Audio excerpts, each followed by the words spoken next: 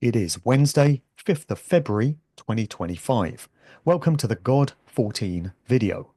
This one is going to be a random collection of thoughts and reflections based on themes that have cropped up in the previous volumes in this series. Going to be reading a lot from the screen because there's going to be a lot of feedback from people that have gained some value, it seems, from this series. And it's interesting because I started this just over a year ago. And whereas back then I was getting branded a heathen and I was getting lots of hateful messages and being told that I was going to burn in hell and stuff like this for my heresy, it's interesting because as the months have progressed, the feedback I've been getting has been way more supportive, and the general theme of it is that a whole load of people are down with many of the ideas that I'm putting across. It seems that this stuff is really gaining in popularity and it's really starting to resonate with a lot of people. So almost all of what I receive now is supportive, and it's from people saying that I'm articulating ideas that have been on their mind for some time and really making sense of quite a difficult and complex subject area, but nevertheless an absolute vital one to get on top of if we really want to get to the root of truth and ultimate spiritual freedom. So, an overriding question which has cropped up throughout this series, and which I've asked all of my guests that have come on for conversations of this nature, is one that's been bugging me big time. And I'm still looking for an adequate answer to it. I have received answers, they've just not been adequate. They've not been convincing. They've not been plausible for me. So the question, which eclipses all others, is if we accept that this realm of existence was put into place by an entity or a force which did not have our best interests at heart, if we accept that this place was set up to cultivate fear, pain, and suffering, as I contend it was, and people can put all kinds of different interpretations on that. Probably the easiest way to express it is through the Gnostic viewpoint of there being a demiurge, this lesser god or would be god, this entity which somehow found a way of creating this apparent 3D physical world and presumably trapping or coercing or using other means of getting us divine sparks, units of infinite consciousness, to come in human form and undergo all the experiences that we do. And if we're really honest about it, and if we take a look at the world generally and everything that's going on, we would have to conclude that there's way more fear, pain, suffering, trauma than there is genuine, lasting joy, happiness, love, abundance, and all that good stuff.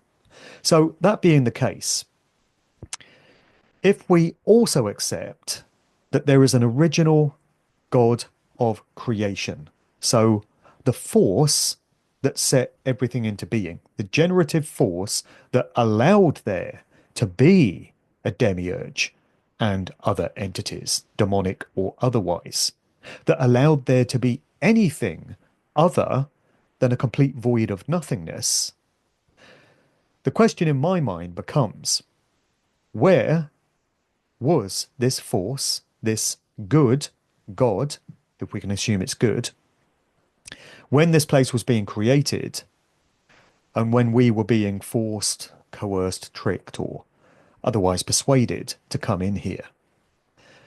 Because I don't accept personally that I ever consented on a soul level to come in. And many other people have told me they feel the same way about their own lives. So, in response to this question, many people will say, oh, God can't interfere because it's all about free will.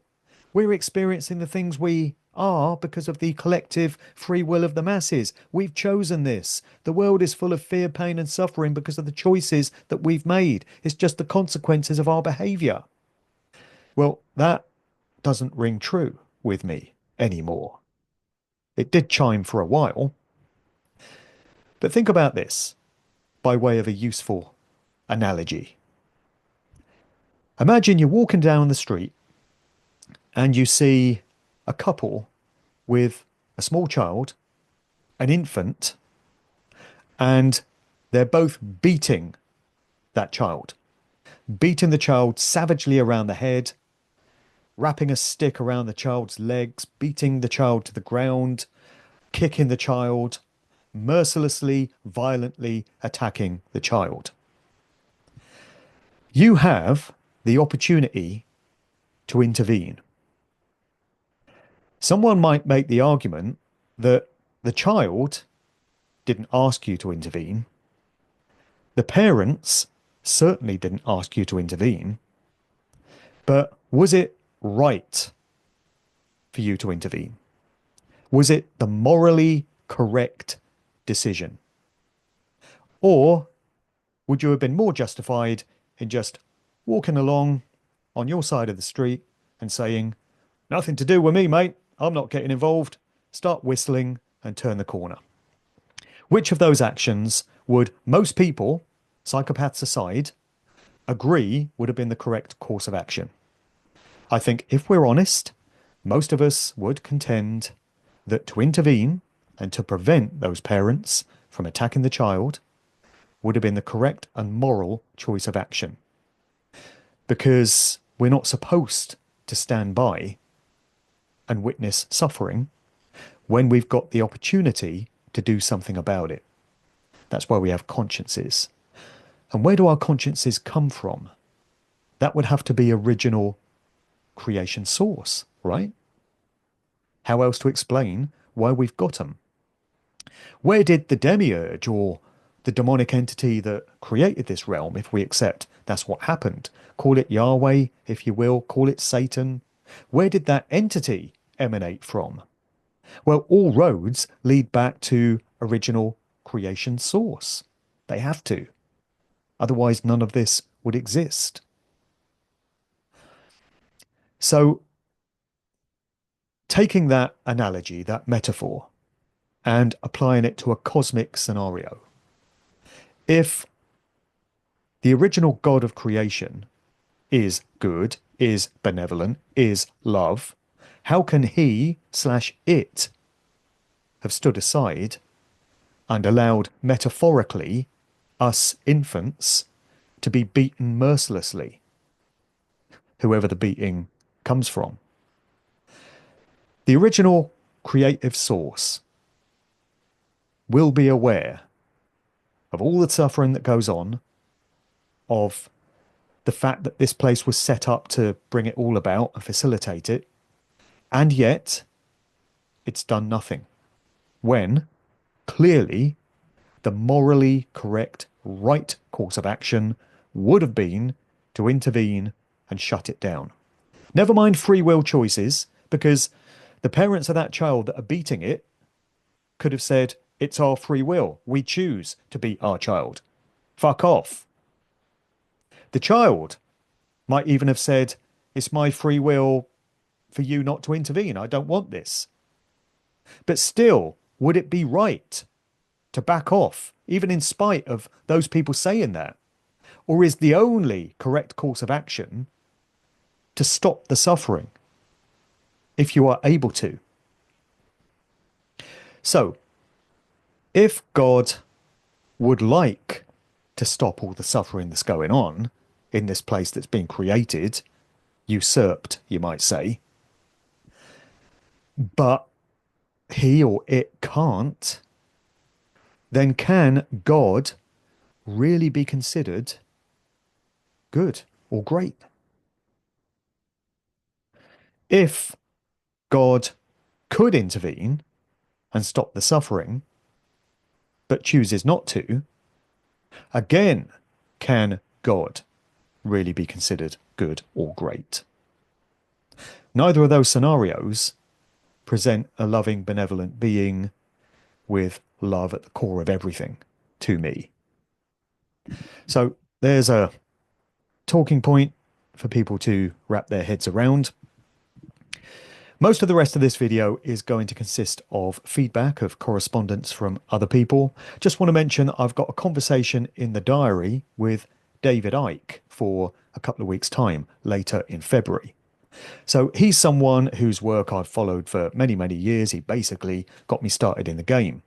And in the early days, it was his conspiracy research which sparked that kind of interest in me. So the fine detail of how this world operates, the groups and the networks and the secret societies that run it, the apparatus, the mechanisms that they use, the tactics, the occult symbolism that they place everywhere, the way that they've controlled every aspect of organized society to make sure they've got the whole of humanity locked down. So I've been very interested in the detail of all that stuff, the nuts and bolts of it, for most of my speaking career and writing career. But in recent times, I've become much more interested in the ultimate question, which lies in wait for you at the end of the road if you're going to go all the way. And I'm very happy that David Icke addresses all this stuff, and he seems to be at that point himself where he's spending a lot of time talking and reflecting on this. And that is, what is the true nature of this realm?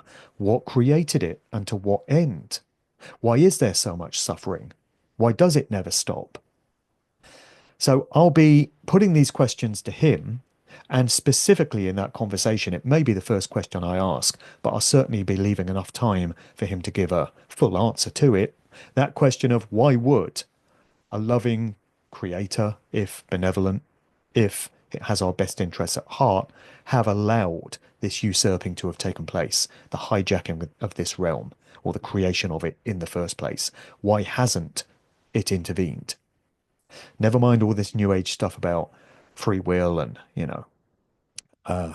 this stuff can only come in if you ask for it and you got to manifest it. Not buying any of that stuff anymore. Doesn't ring true to me. So I will be getting into a couple of bits of correspondence, but first off, just keeping things topical and conspiratorial, I guess. In the last few days, you may have noticed, there have been these bizarre incidents involving airliners, aircraft, coming down in the United States. Now, this all smacks, of course, of it being yet another PSYOP, military grade, for social engineering purposes, and fulfilling probably some sort of occult ritual observations. But somebody wrote in with an observation of their own. And for me, this further reinforces the notion that the true nature of this realm, at the core of it all, it consists of computer style coding. So you can call it a simulation, AI, virtual reality, matrix, all these terms. And we have technology now which enables us to have really good metaphors for what I feel is going on at the very base core of this reality. As I've mentioned in previous videos, I see it as a kind of AI construct which is left to run itself because it's been coded like a computer game, like a piece of software. So it's not even necessary for entities to be presiding over it 24/7 and pulling strings to make sure certain things happen. These things happen because the coding sees to it. It automatically arranges itself in certain patterns and clusters to cause certain things to play out in apparent physical manifestation. So that idea explains very well why we get things like amazing coincidences and synchronicities, synchromysticism, numbers and dates and people and scenarios, situations that all seem to coincide with each other. And if you imagine that it's all happening randomly and it could be any old way at all and it just happens to have played out in this way, you're usually faced with odds of several billion to one of it being just down to mathematical random chance. So, what are the odds of two plane crashes occurring within 48 hours and 135 miles of each other when we were faced with, on Wednesday, 29th of January, Reagan National Airport, Washington, D.C., capital city of the United States. Then 2 days later, Friday, 31st of January, an incident at Roosevelt Avenue, the Mall area in Philadelphia, the fifth largest city in the US. Both crashes occurred at sites named after presidents who both survived assassination attempts and whose names both begin with R. And then you can add to that that both crash sites were named after Republican presidents, there's another R, who both survived assassination attempts. Theodore Roosevelt Boulevard, Philadelphia, and Ronald Reagan National Airport in Washington. So some people may make the argument that this is the result of human planning, and that a bunch of people in one of these secret societies or these social engineering think tanks sat around a table and said, yeah, we'll target this place, and we'll do it because of these presidents, and we'll do it because both of them survived assassination attempts and their names begin with R. Yes, it could have been the result of human planning, but I think it's far more likely that this stuff just occurred by itself, because we see it all the time with apparent coincidences. And many of us have these synchronicities in our own lives, if we're honest. We could be thinking of a particular person or an event or a place, and then we'll see some representation of it on a computer screen or on a lorry that's driving by or on a song that just starts playing on the radio. Happens to me several times every day. And that's just what I'm consciously aware of, what I'm paying attention to. Don't know how many times it happens when my conscious mind is not engaged. So I think these are events which further cement the idea that this is a computer coding style matrix, digital, holographic in nature, but anything but the organic creation that we've been entrained to think of it as, and certainly not here for us to learn life lessons and grow and evolve in some way. It's not about teaching us. It's about containing us and causing us pain and trauma and suffering, so that the energy that we emanate as a direct result of that presumably goes somewhere and is used for some nefarious purpose by whatever force put this place into being. So this video should not be viewed in isolation. It follows on, as I say, from the previous 13. And I think with each one I do, I'm building on previous ideas. And all of this information should be seen as a tapestry. And I'm very happy to see that there are many other speakers, YouTubers, authors, filmmakers, scholars who are putting out information of this nature in these times, because we need it. We need it if we're going to ultimately make sense of what the hell this place is, how we got here, and most importantly of all, how we transcend it, how we leave, if we have no desire to ever come back here. That is about as attractive to me a prospect as being skewered alive over a hot fire and forced to listen to Ed Sheeran albums for 12 days straight. Total nightmare. All right, so I want to share now some dream symbolism.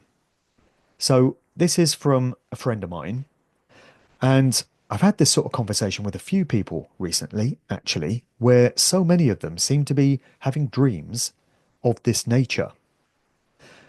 Obviously, dreams are highly symbolic, and they may well be there to teach us something, because it's happening in the subconscious mind, which absorbs so much information during the course of our lifetimes. But it's interesting that so many people are having dreams of this nature, it seems, in these times. And it all ties in to these ideas of the reincarnation soul trap, if you want to call it that, the tunnel of white light, which near-death experiences undergo, it seems, when they leave their bodies and go into the astral realm. So I'm just going to read out this dream, and I think it tells us so much. In the dream, I'm walking up a long, wide staircase with many other people climbing up in a queue. From a distance, on the top of the stairs, there's a landing. I can see a door opening on the right, and a figure standing on the left, away from the door, in the corner, seemingly observing the crowd. Everyone is in a queue, going towards that door opening. There is no physical door, but an energetic field of some sorts, like a vibrational curtain. I can now see people going in, one by one, and it's not possible to see them any longer once they're through. I suddenly become aware of how strong the pull is to go into the opening. It feels like a magnetic pull to your heart center, and it's hard to describe how strong the temptation feels to go towards the door, and it gets ever stronger while ascending the steps. Then, at one moment, I stop and look up. I now clearly see the figure on the left of the landing, observing everyone. I keep looking at him. Something feels off. He's not moving. He spots me looking at him. His face is a big grin that makes me very uncomfortable, like a Cheshire cat or Joker, jester type of figure. I then turn towards the people climbing up in front of me and behind me. I ask them about the figure on the top left, but no one answers me. Some respond saying, "There's no one there." No one seems to see him but me. Something shifts within me. I realize that it's not right to enter the doorway and that it's a trap. The magnetism and the pull towards the opening is still incredibly strong, but I don't react on it, and I firmly step out of the queue and walk away towards the left of the wide staircase where no one else is standing, midway the staircase.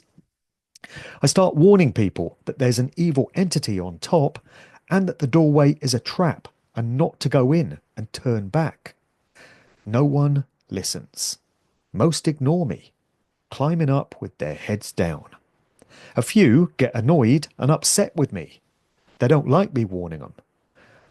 And they say we should all go through the door as paradise is there. Not the word they use, but they mean this. The figure on the top left stares at me with an even more awful grin, his attention now firmly on me. And then he's gone. I turn and walk away. In that moment, I feel an empowerment, strength, and confidence that is hard to describe. In spite of the extreme pull that everyone else succumbs to, I manage to get away and see through the deception. The lightness that comes over me feels like the heaviest luggage being lifted. Then my surroundings change and I'm away from the staircase, and everything feels light in a weight sense and out of the dream. I felt so empowered for many days after this dream, and still, when I think about it, I know it has a very deep meaning and is a part of me personally. That there was also this strong feeling that the figure was there to make sure everyone was going in, and the awfully seductive, pleasurable, magnetic pull towards the entrance, no better words for it, was there to make sure everyone went in. A feeling like it is something beyond beautiful that you're going towards, a very seductive pull, but that there was nothing this figure could do when I worked it out and did not go in. It did not feel like a dream at all. And I wonder if that person's perspectives were coloured by the old COVID debacle that we've all been through in recent times, because we saw a lot there, didn't we, of the masses, the vast majority, allowing themselves to be coerced and manipulated by deception and lies through very persuasive, charismatic figures. And those who were in the minority and stood in their sovereignty and their power and said, no, no, I don't care if everyone else is behaving this way, I'm doing what I feel is right, got turned upon by the mob, by the masses, and got demonized and insulted and all the rest of it. Seems to be some elements of that in what went on in that dream. Okay, so a couple of other emails that I'll read out here that people have written in with in response to previous videos. I was raised Christian, and in my younger days, my heart was open and my optimism high. I could find the silver lining and God's purpose in any circumstance I found myself in. As the years have progressed and I reflect back, my life has been nothing but a series of endless tragedies that have broken my heart over and over. I entertained New Age for a time, but the idea that I chose this for myself never resonated. I never would have chosen this for myself or for the children I so naively brought into this realm. Isn't that a societal pressure that so many of us succumb to? The programming that you must procreate because it's just what you do with these lives, don't you know? I want to believe in an all-knowing, all-powerful, all-benevolent God, but if he were all-knowing, he would know the extent of suffering. And if he were all-powerful, he would have had the ability to intervene. And if he were all good, how could he not have done by now? I mean, how much worse does it have to get? To add to the confusion, I can't deny the supernatural aid that I've felt at some points in my life. A bit of financial relief just at the right moment, a bit of hope, special people who've crossed my path at just the right moment, who've changed me and helped me heal. Many feel like soul family. Also synchronicities that align at just the right moment. So that's a bit of a conundrum. Maybe these things are set into place. Maybe they're part of the coding of this matrix reality to simply keep us moving on. Because if we didn't have any hope or any tiny little pockets of joy, then many of us would just feel that there's no point in existing here. And we might feel far more inclined to take ourselves out of it. So maybe these are little carrots on sticks that get dangled just to keep us trucking on, knowing that we're still going to, for the most part, be undergoing all the pain and the hardship that we always do, but we'll have the odd little enjoyable experience here and there, just to make us feel like this isn't total hell. So I've discussed this one before. If this place was fire and brimstone and it was just obvious what it is, a hell world, then we'd know what we're up against. This is why the so-called elites wage war on populations through things like social engineering and cultural subversion, because then it's not blatantly obvious that we're being targeted and that we're at war. If a tank rolls down the street, if there's planes dropping missiles out of the sky, you know you're at war.